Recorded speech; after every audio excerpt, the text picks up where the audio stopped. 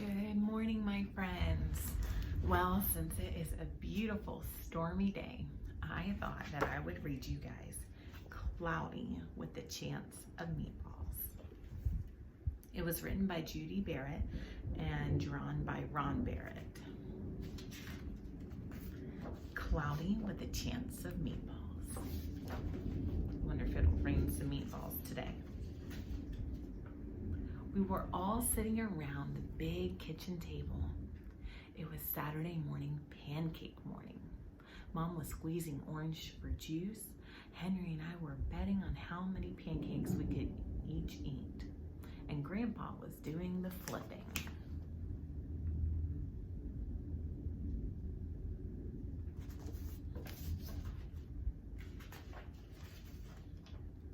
Seconds later, something flew through the air toward the kitchen ceiling and landed right on Henry.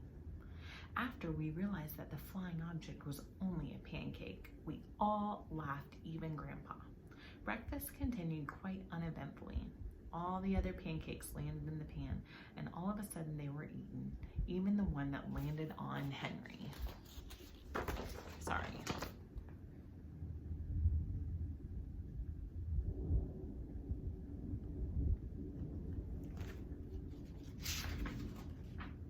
That night touched off by the pancake incident at breakfast.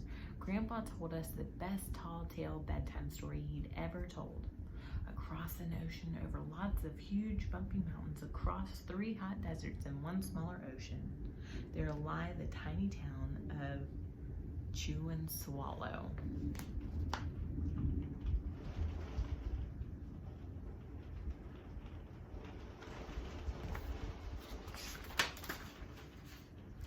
In most ways, it was very much like any other tiny town.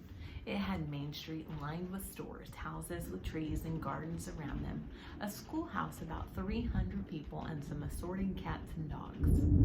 But there were no food stores in town of Chew Swallow.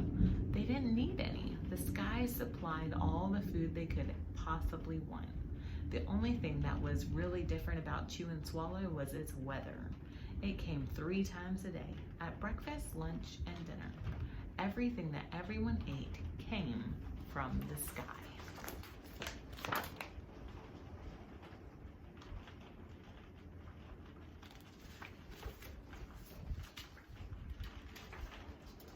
Whatever the weather served, that's what they ate. But it never rained, it never snowed, and it never blew just when. It rained things like soup and juice, it snowed mashed potatoes and green peas, and sometimes the wind blew storms of hamburgers. Those are some big hamburgers for a storm. That would hurt if you were outside and a bunch of hamburgers were blowing. These people could watch the weather report on television in the morning, and they would even hear a prediction for the day's food.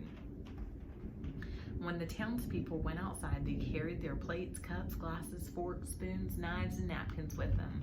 That way they would be always prepared for any kind of weather. If there were leftovers, they usually were the people took them home and put them in their refrigerators in case they got hungry between meals. Like that one guy has an umbrella of soup, it looks like. Be weird to drink from an umbrella. The menu varied. By the time they woke up in the morning, breakfast was coming down. After a brief shower of orange juice, low clouds of sunny side-up eggs moved in, followed by pieces of toast. Butter, jelly sprinkled down for the toast, and most of the time it rained milk afterwards. For lunch one day, frankfurters, already in their rolls, blew in from the northwest at about 5 miles an hour. Frankfurters must be hot dogs. You'll see that picture in a minute. There were mustard clouds nearby. Then the wind shifted to the east and brought in baked beans. A drizzle of soda finished off the meal.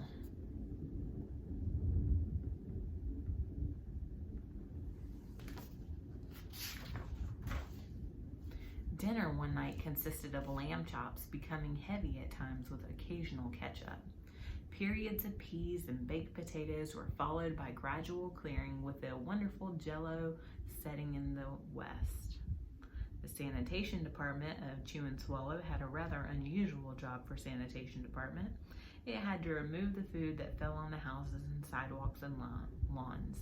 The workers cleaned things up after every meal and fed all the dogs and cats. Then they emptied some of it into the surrounding oceans for the fish and turtles and whales to eat. The rest of the food was put back into the earth so that soil would be richer for the people's flower gardens. That's a lot of other jobs if you had the sky raining food.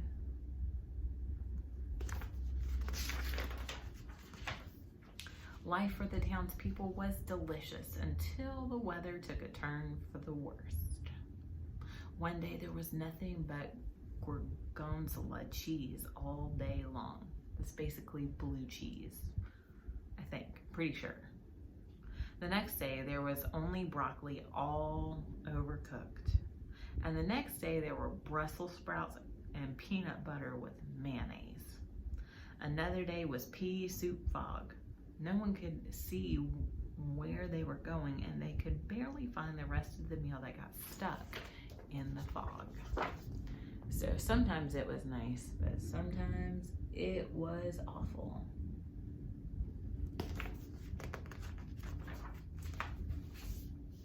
The food was getting larger and larger, so large and so were the portions. The people were getting frightened. Violent storms blew up frequently. Awful things were happening. On Tuesday, there was a hurricane of bread and rolls all day long into the night. There were soft rolls, hard rolls, some without seeds, some with seeds. There was white bread and rye and whole wheat toast. Most of it was larger than they had ever seen bread and rolls before. It was a terrible day. Everyone had to stay indoors. Roofs were damaged, and the sanitation department was beside itself. The mess took the workers 4 days to clean up, and the sea was full of floating rolls. To help out, the people piled up as much bread as they could in their backyards. The birds picked at it for a bit, but it just stayed there and got staler and staler. There was a storm of pancakes one morning and a downpour of maple syrup that nearly flooded the town. A huge pancake covered the school. No one could get it off because of its weight, so they had to close the school. Wow. Closing the school because a pancake fell on top of it. That's a big pancake. Can you imagine if a pancake fell in our school? Lunch one day brought 15-inch drifts of cream cheese and jelly sandwiches. Everyone ate themselves sick, and the day ended with a stomachache. There was an awful salt and pepper wind accompanied by an even worse tomato tornado. People were sneezing themselves silly and running to avoid the tomatoes. The town was a mess. There were seeds and pulp everywhere.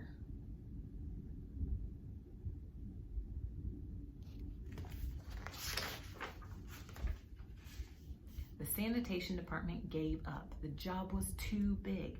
Everyone feared for their lives. They couldn't go outside most of the time. Many houses had been badly damaged by giant meatballs, and stores were boarded up, and there were no more school for the children. So a decision was made to abandon the town of Chew and Swallow. It was a matter of survival. So everybody's just gonna leave Chew and Swallow.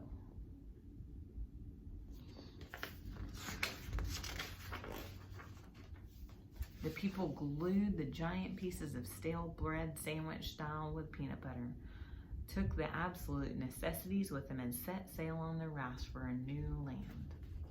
So they're leaving the land behind. I don't blame them. It would be kind of a disaster. After being afloat for a week, they finally reached a small coastal town which welcomed them. The bread had held up surprisingly well enough for them to build temporary houses for themselves out of it. The children began school again, and the adults all tried to find places for themselves in the new land. The biggest change they had to make was getting used to buying food at a supermarket. They found it odd that food was kept on shelves packaged in boxes and cans and bottles. Meat that had to be cooked was kept in the large refrigerators. Nothing came down from the sky except for rain and snow. The clouds above their heads were not made of fried eggs. No one ever got hit by a hamburger again, and nobody dared to go back to Chew and Swallow to find out what happened to it. They were too afraid. Henry and I were awake until the very end of Grandpa's story. I remember his goodnight kiss. Remember, it was all just a story that Grandpa was telling. It's a very good story of that. The next morning, we woke up to see snow falling outside of our window.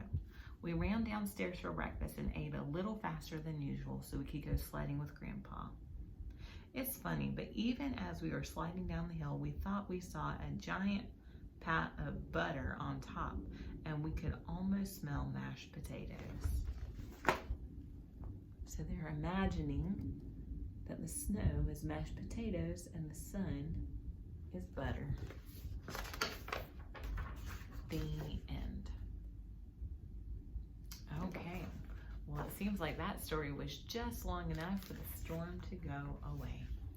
I hope you have a great day today. Remember to stay dry if it does start raining again, though I think I saw that it's going to end within the next few hours, so even if it's not ended now. I love you guys. I hope you have a great day. Remember, I would love to see what you're doing. Feel free to take a picture or a video, send it to me because we would love to see what you're up to. Don't forget to check out the blog. Remember, the password is OurClassRocks with a capital O and a capital R, maybe a capital C.